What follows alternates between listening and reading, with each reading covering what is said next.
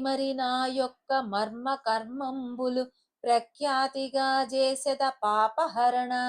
ధరశీలుడైనట్టి ధన్వంతరి దొరక దేహరోగం బెల్ల తెలిపినట్లు, గురు శిష్యుడైనట్టి గురువును గనుగొని ముక్తి మార్గమునకై మ్రొక్కినట్లు, రక్షింపదలచిన రాజుల గనుగొని ఆర్తుడై అన్నంబు అడిగినట్లు, విన్నవించద నా వార్త విమల చరిత.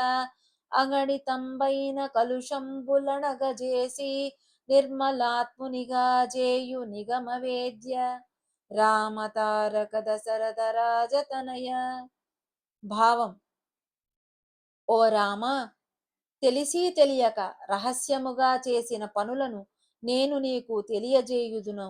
ఏ విధంగానైతే పారంగతుడైన గొప్ప వైద్యుని వద్దకు వెళ్ళి రోగములను తెలిపినట్లు, మంచి గురువును చేరుకొని ముక్తి మార్గమును తెలుపమని శిష్యుడు మ్రొక్కినట్లుగా, రక్షణ ఇచ్చేటటువంటి రాజుని గురించి తెలుసుకుని ఆర్తితో ఆయనను అన్నమడిగినట్లుగా నా యొక్క విషయములన్నింటినీ విన్నవిస్తాను.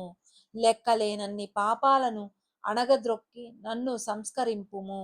నిగమస్వరూప వేదవేద్య.